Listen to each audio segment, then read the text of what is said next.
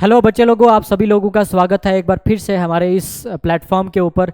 तो आज हमारा तीसरा लेक्चर है जिसके अंदर हम जुडिशरी जो है वो डिस्कस करने वाले हैं। लास्ट लेक्चर के अंदर मैंने आपको जो है कुछ बेसिक जो है आपके गवर्नमेंटल सिस्टम के रिगार्डिंग बताया कि थ्री मेन जो इंस्टीट्यूशन जो आपके हैं गवर्नेंस के, उसके बारे में मैंने आपको बताया। Legislature, executive, judiciary. लेजिस्लेचर का काम क्या है? लॉ बनाना। एग्जीक्यूटिव का काम क्या है? उस लॉ को इम्प्लीमेंट करना। जुडिशरी का काम क्या है? हमारे मसलों को सुलझाना। दो बंदों के बीच में मसला हो, तीन बंदों के बीच में मसला हो, ठीक है, मेरे बीच में और स्टेट के बीच में मसला हो, ठीक है, उसके बाद दो स्टेट के बीच में मसला हो, सेंटर स्टेट के बीच में मसला हो, तो ये मसले जो है आपके जुडिशरी संभालती है। उसके बाद आपके कॉन्स्टिट्यूशन को इंटरप्रेट करती है। इंटरप्रेट करना ये नहीं कि उसकी एक्सप्लेनेशन देती है, बताती है कि आपको आपकी लिमिटेशन कितनी है, आपकी पावर कितनी है। ये नहीं कि लेजिस्लेचर की पावर कितनी है, एग्जीक्यूटिव की पावर कितनी है। आप कहीं उस पावर से बाहर जाकर के काम तो नहीं कर रहे हैं। अगर पावर से बाहर जाकर के काम कर रहे हैं तो उनको फटकार लगाती है, उनको कहती है आप ऐसा नहीं कर सकते। एक डेमोक्रेटिक देश के अंदर आप ऐसा नहीं कर सकते। सो इट मीन्स कि सबसे ज़्यादा पावरफुल हमारे इंडिया के अंदर क्या माना जाता है? Constitution of India. So constitution of India सबसे ज़्यादा पावरफुल रहेगा बिकॉज कि वो मेन सोर्स है, ठीक है, पावर को डिक्लेयर करने का। और उस मेन सोर्स को उसकी एक्सप्लेनेशन जो है वो कौन करती है, उसकी इंटरप्रिटेशन कौन करती है? जुडिशरी करती है। सो आज इस लेक्चर के अंदर हम क्या पढ़ने वाले हैं? जुडिशरी। चलिए, तो हमारा पहला चैप्टर भी है ये, ठीक है, तो आपको ध्यान से समझना है, आपको बुक को खरीद लेना है और अकॉर्डिंग टू बुक चलना है आपको, ठीक है। चलिए, एक एक लफ्ज़ के ऊपर जो है हम चर्चा करेंगे। आप लोग बिल्कुल भी जो है घबराएंगे नहीं, आपको ईजिली हर एक चीज़ जो है वो समझ में आती चली जाएगी, ठीक है। चलिए,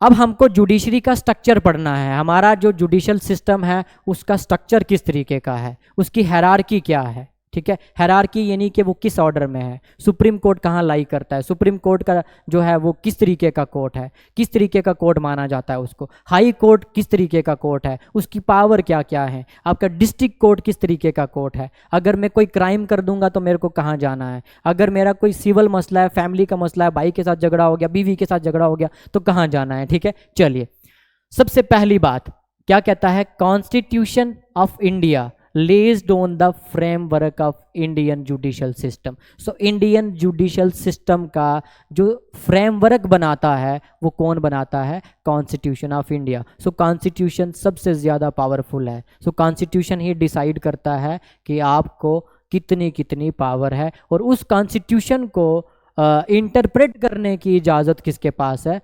आपके जुडिशल सिस्टम के पास, जुडिशरी के पास, ठीक है। चलिए, कहता है India has adopted federal system of government. India has adopted federal system of government, ठीक है। मैं ऑलरेडी आपको बता चुका हूं फेडरल सिस्टम क्या होता है। पावर का शेयरिंग होता है between centre and state. So India has adopted federal system of government which distribute the laws enacting power between the centre and the state, ठीक है। आपके स्टेट के पास भी पावर है, सेंटर के पास भी पावर है। क्या बनाने की? लॉ बनाने की पावर। क्या बनाने की? लॉ बनाने की पावर, ठीक है। और आपका जो तीसरा सिस्टम है लोकल सेल्फ गवर्नमेंट, वो लॉ नहीं बना सकता, इस बात को ध्यान में रखना।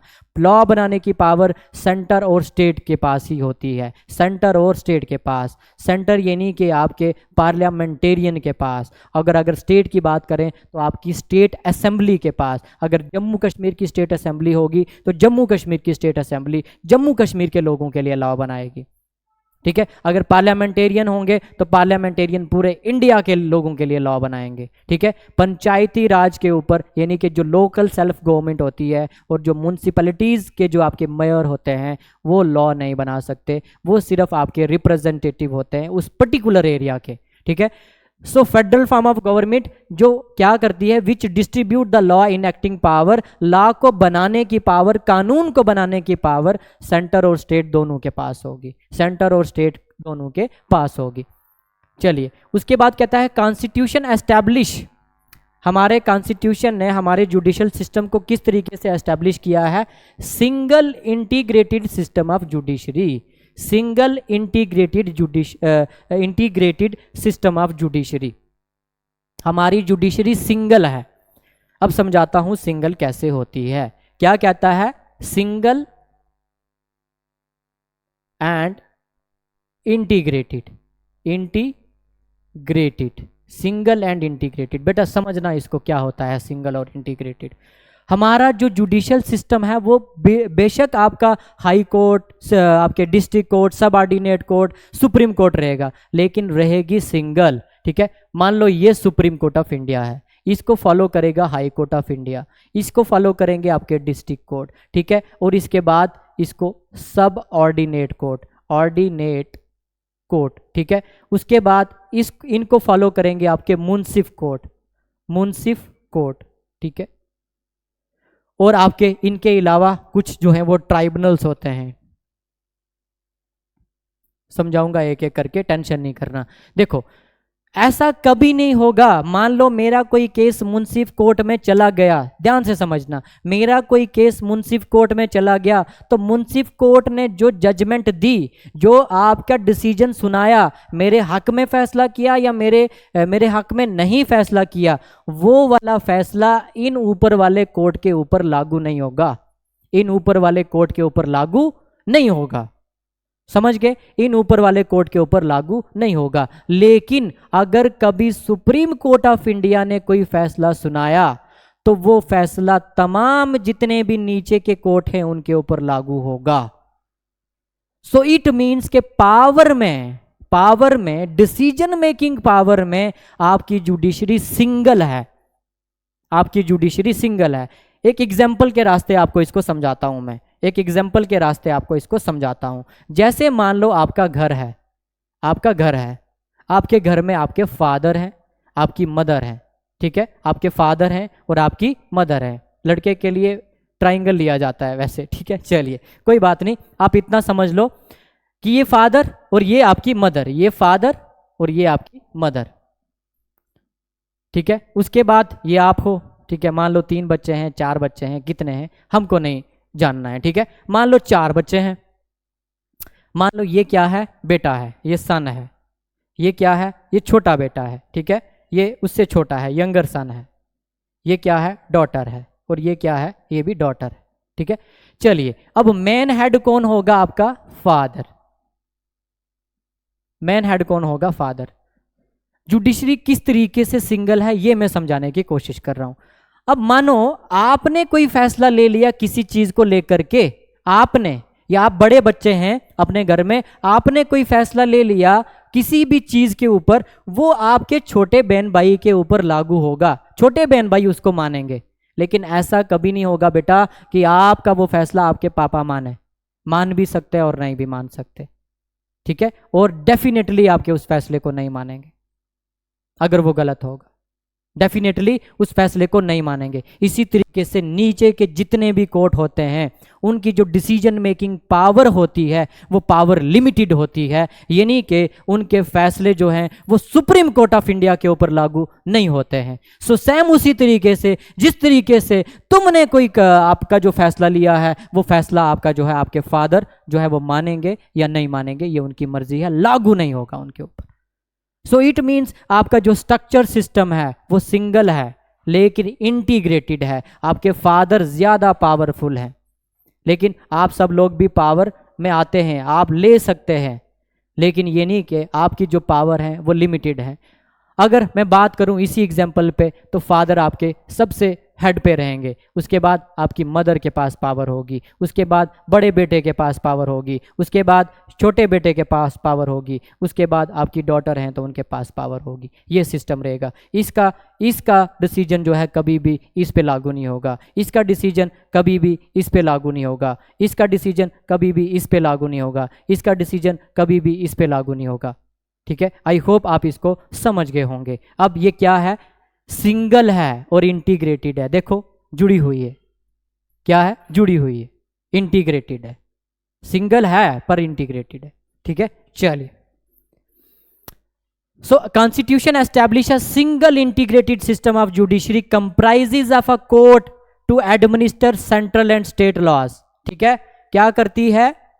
आपकी जो जुडिशरी है वो क्या है, सिंगल है और इंटीग्रेटेड सिस्टम ऑफ जुडिशरी है, जिसके अंदर कंप्राइजेज ऑफ अ कोर्ट, जिसके अंदर कोर्ट सिस्टम, जिसके अंदर जो कोर्ट हैं वो क्या एडमिनिस्टर करते हैं, आपके सेंटर और स्टेट के लॉज को, ठीक है, उसको एड्रेस करते हैं। सेंटर के अंदर और स्टेट के अंदर क्या आपकी जो स्टेट एजेंसी है, आपका जो लेजिस्लेचर है, वो कोई ऐसा लॉ तो नहीं बना रहा है कि जो लॉ आपके लिए फायदेमंद नहीं है, जो लॉ जो है अनकॉन्स्टिट्यूशनल है, जो लॉ जो है वो कॉन्स्टिट्यूशन के बाहर जाके बनाया गया है, तो उसको एडमिनिस्टर करती है। सेंटर में ये नहीं कि पार्लियामेंट ने कोई ऐसा लॉ तो नहीं बना दिया, पार्लियामेंट के लेजिस्लेचर ने कोई ऐसा लॉ तो नहीं बना दिया, ठीक है। चलिए उसके बाद the supreme court located in new Delhi, हमारा सुप्रीम कोर्ट जो इंडिया सुप्रीम कोर्ट जो है इंडिया का, वो कहाँ पे है, वो न्यू दिल्ली के अंदर है। और बेटा इसको बोला जाता है एपेक्स कोर्ट ऑफ इंडिया, इसको क्या बोला जाता है, एपेक्स कोर्ट ऑफ इंडिया, इसको क्या बोला जाता है, एपेक्स कोर्ट ऑफ इंडिया। याद रखना है आपको,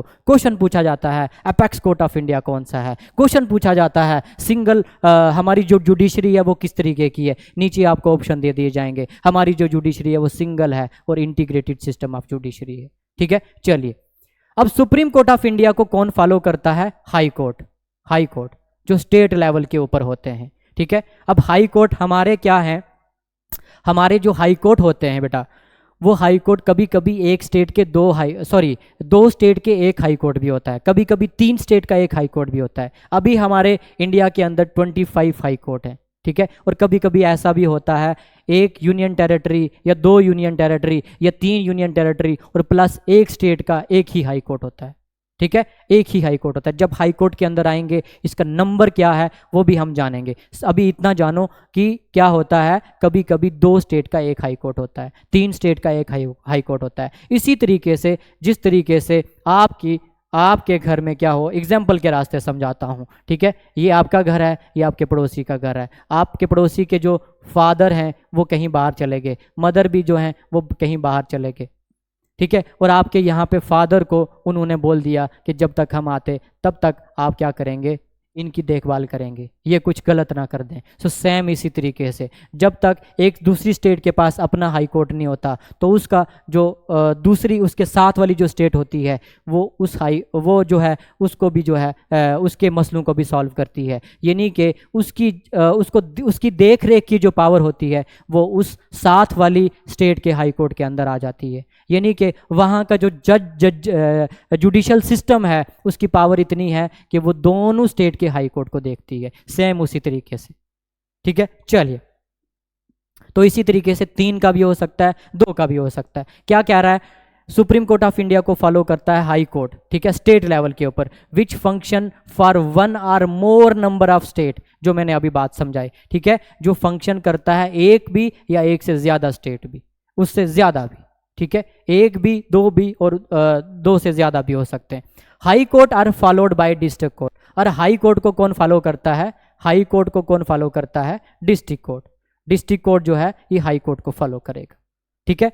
high court are followed by district court and subordinate court, और जो डिस्ट्रिक्ट कोर्ट के साथ जो सब ऑर्डिनेट कोर्ट होते हैं, जो उनके सब ऑर्डिनेट पोजिशन पे खड़े होते हैं, ठीक है, which are popularly known as the lower court of India. Lower court of India कौन से होते हैं, डिस्ट्रिक्ट कोर्ट और आपके सब ऑर्डिनेट कोर्ट। लोअर कोर्ट कौन से होते हैं, आपके डिस्ट्रिक्ट कोर्ट और आपके सब ऑर्डिनेट कोर्ट ऑफ इंडिया, उसको हम लोअर कोर्ट बोलते हैं, ठीक है। अपर कोर्ट कौन से हो गए, आपके हाई कोर्ट ऑफ इंडिया और आपका सुप्रीम कोर्ट ऑफ इंडिया। कहता है to supplement the functioning of the court, ठीक है। अब इन कोर्ट के अलावा, इन कोर्ट सिस्टम के अलावा, supreme court, high court, district court, सब ऑर्डिनेट कोर्ट, इन कोर्ट के अलावा हमारे पास कुछ सप्लीमेंट कोर्ट भी हैं, कुछ सप्लीमेंट सिस्टम भी है डिस्प्यूट को रिजॉल्व करने का। अब ये सप्लीमेंट सिस्टम क्या होता है बेटा, क्या आप जाते हो जिम करते हो, तो जिम करने के दौरान क्या आप डाइट अपनी बढ़ा देते हो या कम कर देते हो, तो ऑफ कोर्स आप कहेंगे आप बढ़ा देते हो। आप वो वाली डाइट खाते हो जो आपके उसकी रिक्वायरमेंट होती है, ठीक है। क्या आप उसके साथ साथ उस डाइट के साथ साथ सप्लीमेंट लेते हो या नहीं लेते हो? तो आप बोलेंगे सर बिल्कुल लेते हैं सप्लीमेंट। सो इसी तरीके से हमारा judicial system, supreme court, high court, district court, सब ऑर्डिनेट कोर्ट, और इनके अलावा हमारे पास कुछ सप्लीमेंट भी हैं, जो सप्लीमेंट सिस्टम भी है जुडिशल सिस्टम का, जो हमारे मसलों को सॉल्व करते हैं, हमारे मसलों को रिजॉल्व करते हैं। जैसे उन सप्लीमेंट सिस्टम की अगर मैं बात करूं तो हमारे पास स्पेशलाइज्ड ट्राइब्यूनल हैं, कुछ स्पेशल ट्राइब्यूनल्स हैं। ट्राइब्यूनल होता है कोर्ट सिस्टम, ट्राइब्यूनल होता है आपका कोर्ट सिस्टम। टू एडजुडिकेट मतलब जो जजमेंट देते हैं, डिसीजन सुनाते हैं अपना, ठीक है, उस मसले को एड्रेस करके डिसीजन सुनाते हैं। To adjudicate specific claim such as labour के रिगार्डिंग। अब मान लो कोई लेबर का मसला है, ठीक है, आपने किसी लेबर को लगाया काम करने के लिए, आप उसको इक्वल वेजेस नहीं दे रहे हो। इक्वल वेजेस उसको आप दिहाड़ी जो गवर्नमेंट ने बताई है, कॉन्स्टिट्यूशन ऑफ इंडिया ने बताई है, वो आप नहीं दे रहे हो, ठीक है। वो अपना केस कहाँ लेकर के जाए? अगर वो अपना वो केस कोर्ट के अंदर लेकर के चला जाता है बच्चे, तो कोर्ट के अंदर उसको जल्दी इंसाफ नहीं मिलेगा, क्योंकि कोर्ट का एक सिस्टम है, आपको फाइल करनी पड़ती है आपकी, फिर उसके बाद नंबर आएगा, फिर आपकी तारीख होगी, फिर आपको वहाँ पे पेश होना पड़ेगा, ठीक है। एक पूरा प्रॉपर सिस्टम है। सो इसके लिए हमने क्या बना करके रखे हैं? स्पेशल ट्राइब्यूनल्स बना करके रखे हैं, कुछ ऐसे लीगल ऑफिसेस बना करके रखे हैं जहां पे आप जा सकते हो, अपना मसला सुना सकते हो, और आपको जल्दी से जल्दी जो है वो इंसाफ मिलेगा। जैसे मैं एग्जाम्पल के तौर पे बात करूं सैट, जैसे मैं एग्जाम्पल के तौर पे बात करूं कैट माने बिल्ली नहीं होता है, ठीक है। चलिए सो कैट, चलिए ठीक है, तो कैट मतलब सेंट्रल एडमिनिस्ट्रेटिव ट्राइब्यूनल, ठीक है। मान लो मैं सेंट्रल गवर्नमेंट का मुलाजम हूँ, ठीक है, मैं सस्पेंड हो जाता हूँ, ठीक है, मैं क्या हो जाता हूँ? सस्पेंड हो जाता हूँ। तो मैं अगर अपने मसले को लेकर के कोर्ट में चला जाऊंगा, तो कोर्ट में तो इतना टाइम लग जाएगा जब तक मैं रिटायर भी हो जाऊंगा, जब तक मेरा रिटायरमेंट का एज भी आ जाएगा। तो मैं कहाँ जाऊंगा बेटा?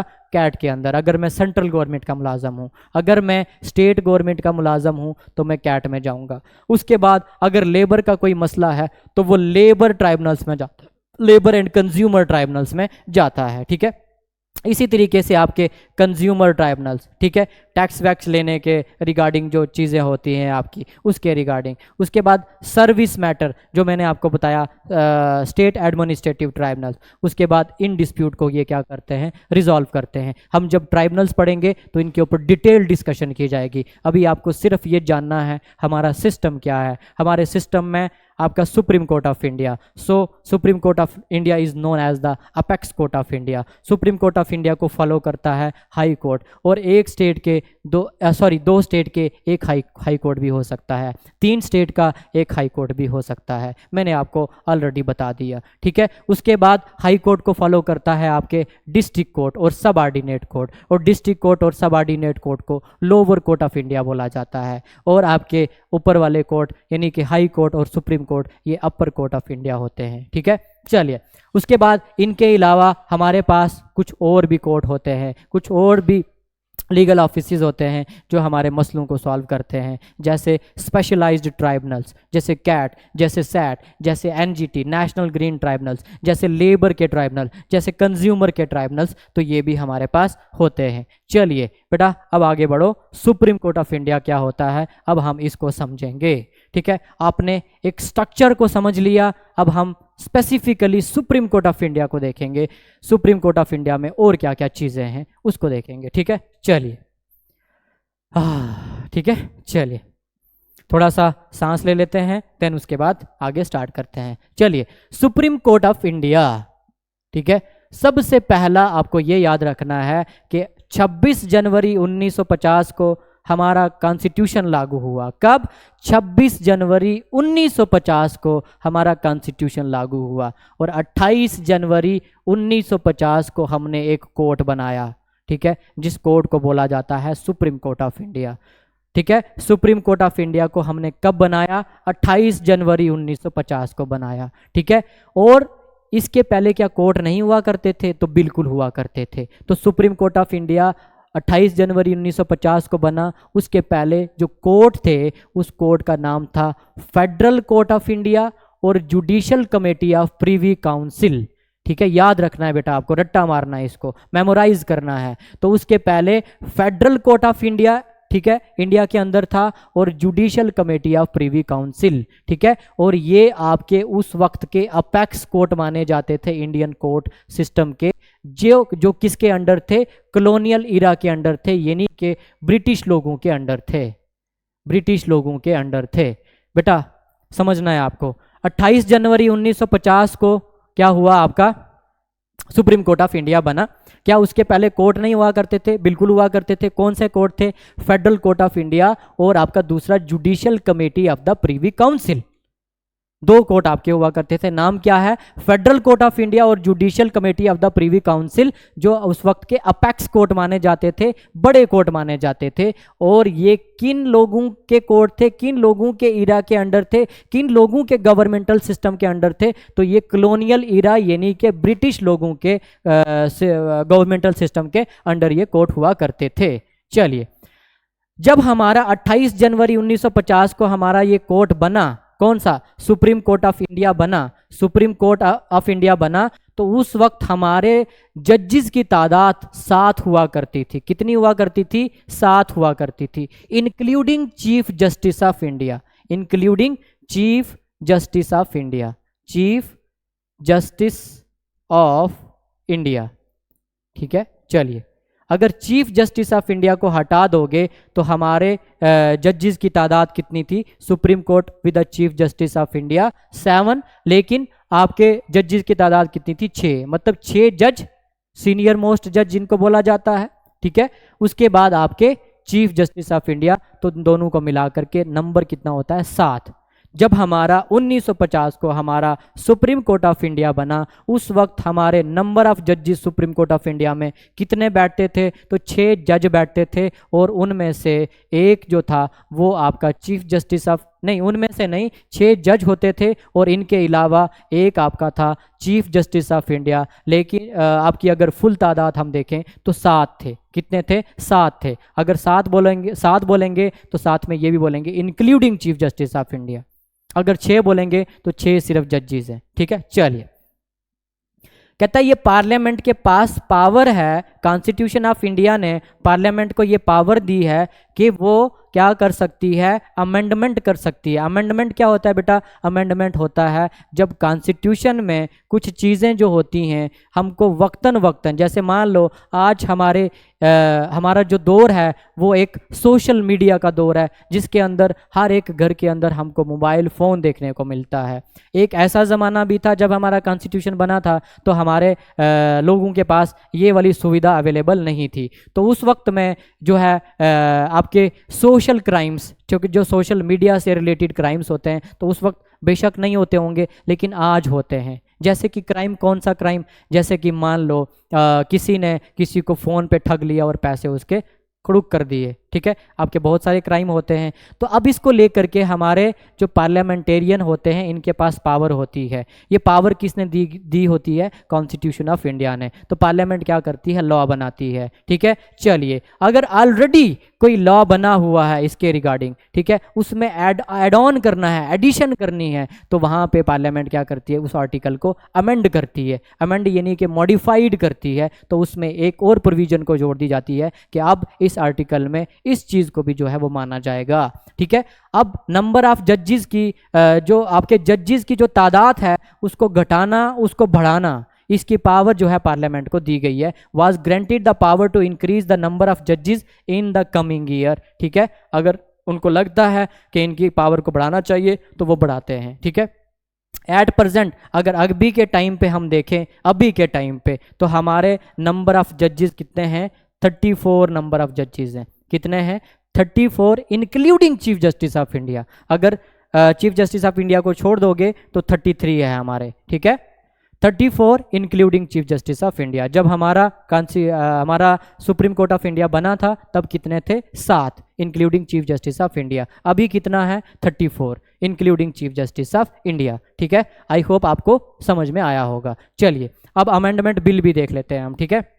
आपके सामने एक ये है कि सुप्रीम कोर्ट नंबर ऑफ जजेस अमेंडमेंट बिल 2019, आपको इसी तरीके से याद रखना है। सुप्रीम कोर्ट नंबर ऑफ जजेस अमेंडमेंट बिल 2019, इसमें क्या किया गया, सुप्रीम कोर्ट नंबर ऑफ जजेस amendment bill 2019 was introduced in Lok Sabha. ठीक है, कब किया गया इंट्रोड्यूस, आपका अगस्त 5 2019 को। इस बिल के बाद आपका क्या किया गया, सुप्रीम कोर्ट के नंबर ऑफ जजेस का एक एक्ट था पहले से बना हुआ, उसको मॉडिफाई किया गया। ठीक है, ये वाला जो एक्ट था आपका 1956 का, इसको मॉडिफाई किया गया। इसको क्या किया गया, मॉडिफाई किया गया। ठीक है, इसको अमेंड किया गया। तो इसको अमेंड किया तो जजेस की जो आपकी तादाद है उस इस एक्ट के हिसाब से फिक्स कर दी गई। The act fixes the maximum number of जजेस of the supreme court at 30, extended the chief justice of India. The bill increases this number from 30 to 33। ठीक है, अब हुआ क्या बेटा, जब हमारा कोर्ट बना, अब आप बोलेंगे सर यहाँ पे तो 30 लिखा हुआ है। जब हमारा कोर्ट बना तो आपके कमिंग ईयर में आपके नंबर ऑफ जजेस की जो आपकी अमेंड जो ये एक्ट है 1956 का, इसको अमेंड करते हम चले गए। ठीक है, तो हमने जब इसको लास्ट टाइम अमेंड किया 2019 में इसको अमेंड किया, उस वक्त लास्ट अमेंडमेंट के हिसाब से हमारे जजेस की तादाद थी 30। ठीक है, without chief justice of India हमारे जो नंबर ऑफ जजेस थे वो 30 थे। यानी कि अगर हम चीफ जस्टिस ऑफ इंडिया को मिला लें तो 31 थे। ठीक है, कितने थे, 31 थे। अब 2019 में इसको दोबारा से अमेंड किया गया और 30 से बढ़ा करके 33 जजेस कर दिए गए। कितने, 33 जज कर दिए गए। ठीक है, 33 जज, और उसके बाद चीफ जस्टिस ऑफ इंडिया को अगर हम इंक्लूड कर लें तो ये कितने हो गया, नंबर 34। तो अभी हमारा कितना नंबर है, 34 नंबर है। अभी हमारा कितना नंबर है, 2019 के हिसाब से 34 नंबर है। तो आपको यहाँ पे दो चीज़ें याद रखनी है। क्या, आपको ये चीज़ याद रखनी है, जब हमारा 28 जनवरी 1950 को हमारा सुप्रीम कोर्ट ऑफ इंडिया बना, तब including chief justice of India number of जजेस कितने थे, 7 थे। ठीक है, अब 2019 में बीच में भी अमेंड हुआ है, लास्ट टाइम 2019 में अमेंड हुआ। तो लास्ट टाइम 2019 में जब अमेंड हुआ तो आपका 34 कर दिया गया नंबर। कितना कर दिया गया, 34। दो फैक्ट आपको याद रखने हैं। बीच के जो आपके फैक्ट हैं वो आपको जो है आपके टेलीग्राम चैनल पे भी मिल जाएंगे। आपको बीच के फैक्ट के रट्टा मारना है। क्या करना है, रट्टा मारना है। कौन कौन से ईयर में, 1976 में आपकी जो है अमेंडमेंट आई थी, तो आपके बीच में 2-3 अमेंडमेंट हुई हैं, वो आपको वहाँ पे याद करनी है। चलिए, तो आई होप आपको सुप्रीम कोर्ट ऑफ इंडिया जो है वो समझ में आया होगा। ठीक है, अब हम करते हैं हाई कोर्ट ऑफ इंडिया। ठीक है, हाई कोर्ट ऑफ इंडिया करें या बस कर दें, आपको लेक्चर ज़्यादा लंबा हो जाएगा तो प्रॉब्लम हो जाएगी। ठीक है, चलिए मैं इसको रिपीट कर देता हूँ थोड़ा सा। ठीक है बेटा, चलिए हमने यहाँ पे क्या किया था, हमने यहाँ पे किया कि स्ट्रक्चर क्या है आपका, कौन बनाता है, constitution of India. So constitution of India ने किस तरीके का सिस्टम बनाया, क्योंकि हमारे यहाँ का किस तरीके का सिस्टम है, फेडरल फॉर्म ऑफ गवर्नमेंट है। So federal form of system को जो है अडॉप्ट किया, और फेडरल फॉर्म ऑफ सिस्टम को अडॉप्ट करते हुए हमारे कॉन्स्टिट्यूशन ने जो पावर का जो इनेक्शन किया, पावर का जो डिस्ट्रीब्यूशन किया, वो सेंटर और स्टेट के बीच में किया। यानी कि हमारे जो कोर्ट सिस्टम बनाया वो सेंटर और स्टेट के बीच में भी बनाया। यानी कि आपका जो कोर्ट है, जो जुडिशरी है, वो स्टेट में भी देख रेख करेगी और उसके बाद सेंटर में भी देख रेख करेगी। उसके बाद आपका हमारी जो जुडिशरी है वो क्या है, सिंगल है, इंटीग्रेटेड सिस्टम ऑफ जुडिशरी है, सिंगल एक ही है। ठीक है, supreme court of India is the apex court of India. वो फाइनल है, वो ज़्यादा पावरफुल है, उसकी जो आपके डिसीजन है वो सब पे बाइंड करेगा, सब पे लागू होगा। नीचे वाले कोर्ट का कभी भी ऐसा नहीं होगा ऊपर वाले कोर्ट पे लागू हो जाए। सो इट मीन्स अगर पावर के बेसिस पे देखें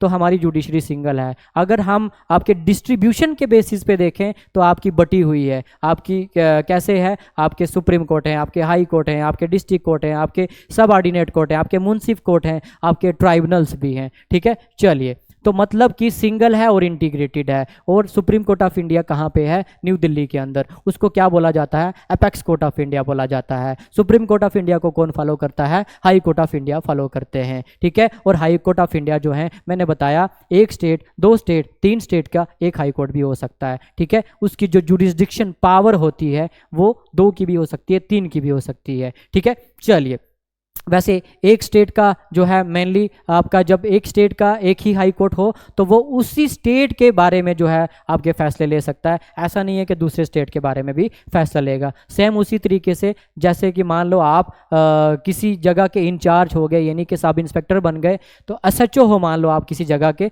तो आपका जो थाना होगा, जो आपकी चौकी होगी, जितना आपका जिस एरिया तक आपका पावर होगा, आप उसी चौकी तक ही महदूद हो। ऐसा नहीं है कि आप उस चौकी को छोड़ करके दूसरी जगह पे जा करके मुजरिम को जो है पकड़ के ला रहे हो, ठीक है। वो नहीं कर सकते आप। अगर दूसरी जगह पे आपके जगह का मुजरिम चला गया है तो आपको वहां की चौकी के बंदे से क्या करना पड़ेगा? राब्ता करना पड़ेगा, उससे परमिशन लेनी पड़ेगी, तब जा करके आप उसको कर सकते हो, गिरफ्तार कर सकते हो, अदरवाइज आप गिरफ्तार नहीं कर सकते। चलिए, तो आपका जो पावर रहता है, अगर मान लो जम्मू कश्मीर का जो हाई कोर्ट है, अगर उसको पावर दे दिया जाए आपका पंजाब का भी, हरियाणा का भी, तो वो मतलब कि पंजाब हरियाणा के लोगों के फैसले भी यहाँ पे कर सकता है। चलिए, उसके बाद हाई कोर्ट को कौन फॉलो करते हैं? डिस्ट्रिक्ट कोर्ट और सबऑर्डिनेट कोर्ट फॉलो करते हैं। इनको हम लोअर कोर्ट ऑफ इंडिया बोलते हैं। इसके अलावा कुछ सप्लीमेंट भी हैं हमारे कोर्ट सिस्टम में, जैसे कि कुछ ट्राइब्यूनल्स जो आपके स्पेशल केसेस को देखते हैं, जैसे labour, consumer, service matter, disputes, इन चीज़ों को लेकर के भी देखते हैं, ठीक है। चलिए, उसके बाद हमने सुप्रीम कोर्ट ऑफ इंडिया देखा, 28 जनवरी 1950 को बना, ठीक है। इसके पहले कौन से कोर्ट हुआ करते थे? फेडरल कोर्ट ऑफ इंडिया और judicial committee of the Privi council हुआ करते थे, ठीक है। इनको उस वक्त का अपेक्स कोर्ट बोला जाता था। किन लोगों के अंडर थे ये? कॉलोनियल इरा के अंडर थे। कॉलोनियल इरा क्या होता है? ब्रिटिश लोगों के अंडर थे, ठीक है। और जब हमारा सुप्रीम कोर्ट ऑफ इंडिया बना 1950 के अंदर, ठीक है, जब सुप्रीम कोर्ट ऑफ इंडिया की एस्टैब्लिशमेंट हुई, तब नंबर ऑफ जजेस कितने थे? 7 थे, including chief justice of India. अभी के वक्त में कितने हैं? अभी के वक्त में 34 हैं। ये नंबर ऑफ जजेस की जो तादाद है, ये बढ़ाने की पावर किसके पास है? ये सिर्फ और सिर्फ पार्लियामेंट के पास है, स्टेट में नहीं है। सिर्फ और सिर्फ किसके पास है? अगर किसी स्टेट के हाई कोर्ट की भी आपकी कुछ जो है पावर को इंक्रीज करना है, डिक्रीज करना है, या कुछ और करना है, वो सिर्फ और सिर्फ पार्लियामेंट करेगी, स्टेट नहीं करेगी, ठीक है। उसके बाद सुप्रीम कोर्ट ऑफ इंडिया के रिगार्डिंग जो है आपका एक अमेंडमेंट बिल लाया गया 2019 में, जिसको लेकर के आपका जो है तादाद को 30 से जो है आपका फाइनल अमेंडमेंट जो हुई थी आपकी, उसके हिसाब से आपकी तादाद 30 थी, इंक्लूडिंग अगर चीफ जस्टिस ऑफ इंडिया आप कर देंगे तो 31 थी, तो 31 से बढ़ा करके 34 कर दी। अगर जजेस के मामले में देखें तो 33 कर दी, अगर including chief justice of India कर दें तो 34 कर दी। कौन से बिल में? 2019 के बिल में, जो कब पास हुआ आपका जो कब लोकसभा के अंदर जो पेश किया गया, अगस्त 5 2019 को जो है वो पेश किया गया, ठीक है।